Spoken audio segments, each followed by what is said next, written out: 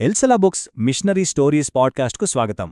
ఈరోజు మనం ఒక వ్యక్తి యొక్క వ్యక్తిగత ప్రయాణం, ఒక దేశవ్యాప్త ఉద్యమానికి ఎలా నాంది పలికిందో తెలుసుకోబోతున్నాం. ఒక అద్భుతమైన కథ ఇది. సర్ హ్యానింగ్టన్ ఎనాక్ జీవితానికి ఆయన చేసిన సేవకు ఒక రకంగా చెప్పాలంటే మార్గదర్శక సూత్రంలా నిలిచాయి. ఈ ఒక్క వాక్యం వెనుక ఆయన జీవితానుభవం మొత్తం ఉందన్నమాట. 1954వ సంవత్సరం భారతదేశంలో union of evangelical students of India అనే ఒక విద్యార్థి ఉద్యమం ప్రారంభమైంది. ఇది కొన్ని వేల కాదు, లక్షల మంది జీవితాలను ప్రభావితం చేసింది. మరి ఇంత పెద్ద ఉద్యమానికి వెనక ఉన్న అసలైన శక్తి ఎవరో, ఆ జ్వాలను రగిలించిన ఆ వ్యక్తి ఎవరో? ఆయనే ప్రొఫెసర్ ఎనాక్. పదండి, ఆయన కథేంటో వివరంగా తెలుసుకుందాం. ముందుగా ప్రొఫెసర్ ఎనోక్ బాల్యంలోకి వెళ్దాం. ఎందుకంటే ఆయన జీవితానికి పునాది పడింది అక్కడే. ఆయన ఒక భక్తిగల క్రైస్తవ కుటుంబంలో పెరిగారు. ఆయన చిన్న వయస్సులోనే ఆధ్యాత్మికత వైపు చాలా బలంగా ఆకర్షితులయ్యారు. ఆలోచించండి, కేవలం 9 వయస్సులోనే పశ్చాత్తాపం పొందడమే కాదు, తన తోటి పిల్లల కోసం ప్రార్థనలు కూడా నిర్వహించేంత బలమైన విశ్వాసాన్ని చూపించారు. అయితే బయటకంతా బాగానే ఉన్నా ఆయన టీనేజ్లోకి అడుగుపెట్టాక ఒక పెద్ద అంతర్గత సంఘర్షణను ఎదుర్కొన్నారు. మనసులో చెడు ఆలోచనలు, బయటేమో భక్తి. ఈ రెండిటి మధ్య నలిగిపోయి తనలోని ఆ ఆత్మజ్యోతిని కోల్పోయినట్లు ఫీలయ్యారు.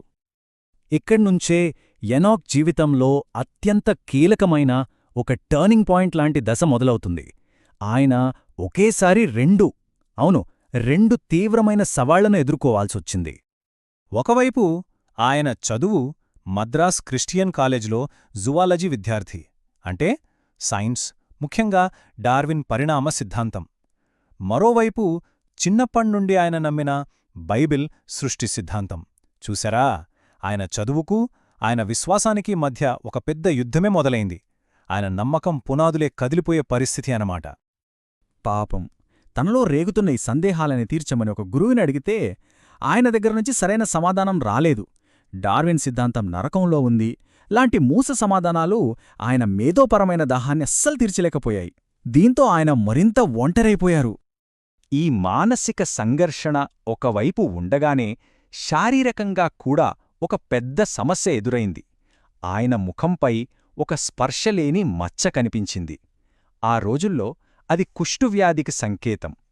ఆ అనుమానంతోనే ఆయన ప్రాణం పోయినంత పనైంది.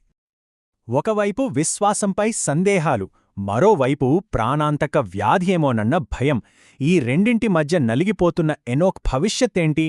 ఆయన తన సైన్స్ను, తన ఆత్మను ఎలా ఒకటి చేసుకోగలిగాడు?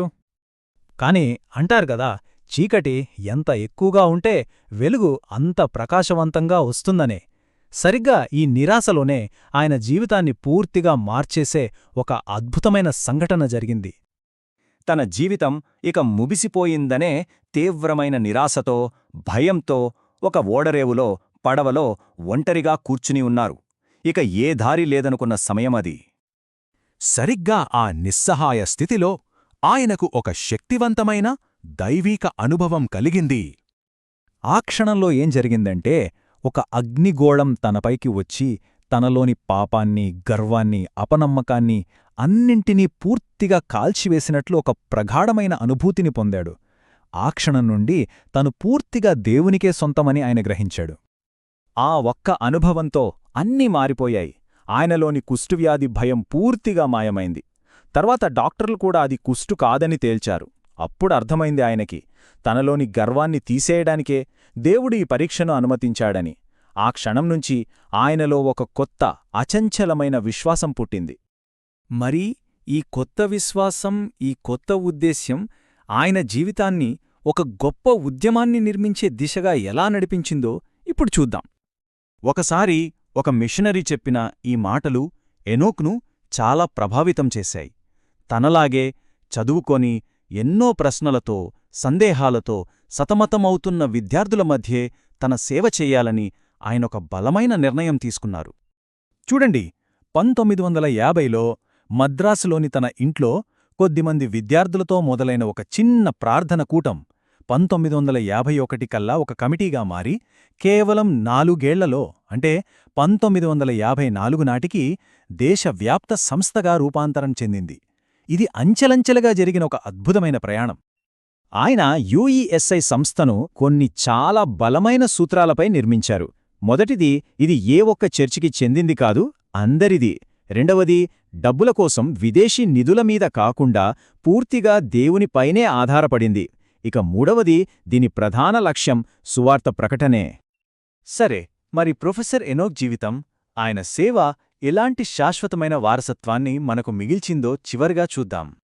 ఆయన తన మేధో సంఘర్షణను అధిగమించడమే కాదు, సైన్స్కు, విశ్వాసానికి మధ్య ఉన్న గ్యాపును పూడ్చడానికి పరిణామమా లేదా సృష్టియా అనే పుస్తకాన్ని కూడా రాశారు. తన సొంత అనుభవాలతో ప్రపంచవ్యాప్తంగా ఎంతోమందికి ప్రేరణగా నిలిచారు. పిల్లలు లేకపోయినా వేలమంది విద్యార్థులకు ఆయన భార్య ఆత్మీయ తల్లిదండ్రులుగా మారారు. చివరికి తన జీతం మొత్తం సేవకి ఇచ్చివేస్తూ విశ్వాస జీవితానికి ఒక గొప్ప ఉదాహరణగా నిలిచారు. చూశారా, ప్రొఫెసర్ ఇనోక్ కథ మనందరికీ ఒక ముఖ్యమైన పాఠాన్ని నేర్పుతుంది. దేవుని సేవ చెయ్యాలంటే ఎక్కడికో దూరంగా వెళ్లాల్సిన పనిలేదు.